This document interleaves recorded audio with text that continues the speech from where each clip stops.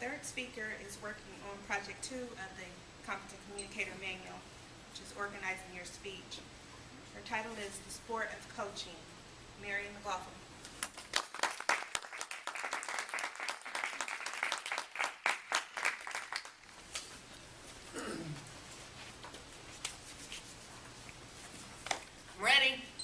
I'm ready. Okay, it's coming. The serve's coming. It's over the net. It's back. The racket's back. Whack! Ugh. I did it again. I rolled my hand over. Out it went to the left. Okay, here we go. I'm ready. It's coming. Uh-oh, it's going to be a backhand. I suck at backhand. I can do it. Whack! Ooh. Over the other side of the court. One more time. I know I can do it. I used to be good at this game. I can remember. I'm ready. Okay, here comes a serve. Good, it's a slow one. I can get it. Racket back, foot forward, follow through. Yes! I got it! How many of you have that same cacophony of noise going on in your head when you play a sport? You know the one. When you get it right, there's that hope and elation. I can do this. Maybe there's those noises, you know, those old tapes. I can't do this. My coach told me I roll my hand over. I know I'm going to roll the hand over. I know it's going to go out to the left. Madam Toastmaster, fellow Toastmasters and guests, today we're going to learn about the sport of coaching. We're going to learn how to play from the inside out. During the 1970s, there was a pretty influential tennis coach in England. His name is Tim Gallway. He did something that forever changed the field of coaching. He had spent many hours and read many books, done a lot of research about how he had learned to coach and how he had learned to play the sport of tennis. He had coached many hundreds of people, and he kept paying attention to the nuances of how they learned. He had some theories that he wanted to test. So one year, he had an opportunity. He was presented with a group of semi-pro tennis players that wanted to notch it up to the next level. He had a bright idea. On that first day, when they came to the courts to meet their coach and begin their process of learning and being coached up in the profession of tennis, they met a whole room full of professional coaches. There they stood, sinewy muscles, that perfect tan, that bleach blonde hair, those crisp white shorts and shirts with the club medallion on the chest. They really looked like some amazing coaches. Well, Tim looked at the semi-pros and he said, I've got a surprise for you. You're each going to have your own coach for the next 6 months. We are going to take you from where you are today all the way to the top. So with a little of anticipation, all the semi-pros players waltzed on over to the court and they lined up. Behind each player was their own coach. Every coach said the same thing. Go ahead, hit some forehands. They assumed the stance, up went the racket. Pop!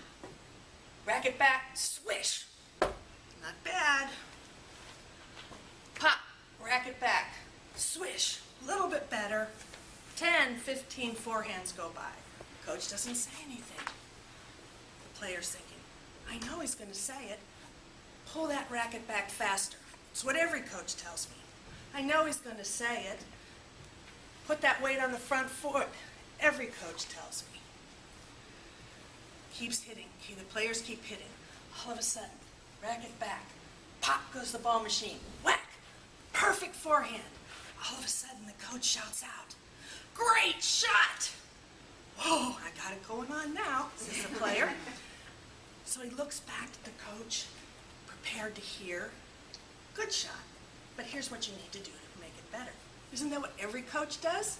Tells you how to succeed, tells you how to do it right. That's not what happened. The coach just said, what was different about that shot than all the others? I don't know, you're the coach, you tell me. No, you tell me. What was different about that shot than all the others. So the player slows down and he thinks, well, let me think about that. Where was the ball? Well, the ball was a little bit closer. Where was the racket? The racket was perpendicular to the court, and it was parallel to the net. That's what was different. Great, says the coach. How could you adjust what you do to hit the ball like that every single time? I know. I'm going to have to really pay attention to where that ball is and where that racket is at that moment when the two connect. Did you hear the difference of what went on in that player's mind? When he was just hitting the balls, when those forehands were going over the net, he had all that noise again. All that past stuff, all that expectation of what he was going to hear, the criticism. When the coach began just asking him questions, the noise went away. And what he heard and what he was able to do was focus clearly on the ball and the racket. Everything else went away. Well, you know, a really amazing awareness happened at the end of that time. For the first time, it became apparent that you don't have to know how to do something to be able to do it. And you don't have to know how to do something to be able to teach someone else. It really was the beginning of the whole world of what we now know of as professional coaching, business coaching, life coaching. You see, the trick of this whole matter, those were not tennis coaches. They were ski instructors. They could not have taught those guys to play tennis if their life depended on it. They only had their coaching ability. They had to rely on those players for the excellence and expertise of tennis. They asked those curious questions because they needed to find out. But in the process of asking the questions, they pulled the potential out of those players.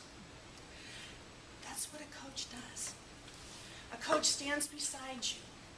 They ask the questions that bring out the very best in you. So my challenge for you, will you engage in the sport of coaching? Will you allow a coach to ask powerful questions to still the noise? Or maybe will you ask your own powerful